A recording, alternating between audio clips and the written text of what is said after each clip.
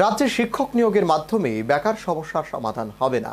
শিক্ষকতার চাকরি ছাড়াও নিয়োগ হবে অন্যান্য সরকারি দপ্তরে, বললেন শিক্ষামন্ত্রী রতনলাল নাথ।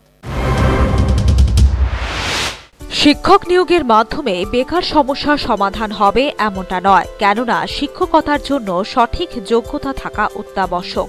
বিগত দিনের ন্যায় বর্তমান সরকার ভুল পথে হাঁটবেন না, যার খেসারত দিতে হয় বিদ্যার্থীদের। বক্তা শিক্ষামন্ত্রী রতনলাল নাথ।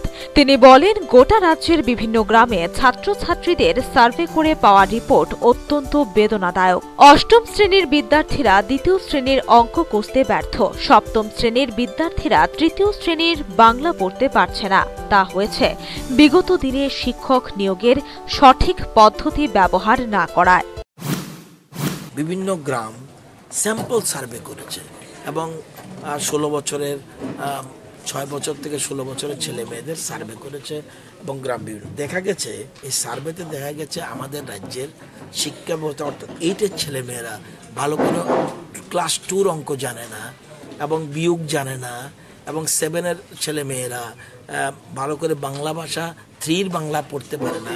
এই তথ্য জেনে আমরা আশ্চর্য হয়ে গেছি। সেই জন্য আমরা একটা সার্ভে করছি। এটা স্যাম্পল সার্ভে ছিল, এখন আমরা টোটাল সার্ভে করছি আমরা কোন শিক্ষণ স্তরে কোন জায়গায় রয়েছি। তো এটার জন্যই আমরা ট্রেনিং দিচ্ছি। আমরা 25, 26, 27, 28 এই 4 দিনে সারা রাজ্যের 3 to 8 যত ছেলে মেয়ে আছে সবাই সার্ভে কোন স্তর।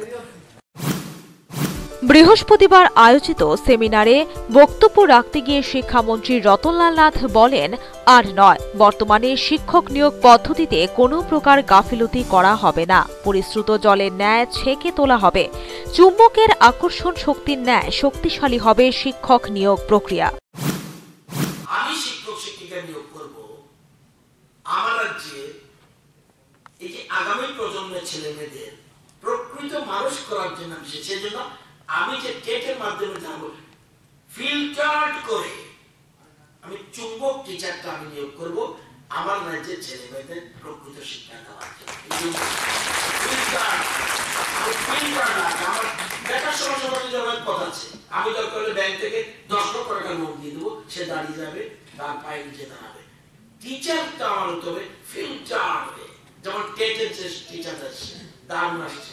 এখন আরো আমরা রাখতে অনেকে আরো আমি বারবার বলছি, বেকার সমস্যা সমাধানের জন্য শিক্ষক নিয়োগ নয়, শিক্ষক নিয়োগ হবে প্রকৃত শিক্ষা প্রদানের জন্য।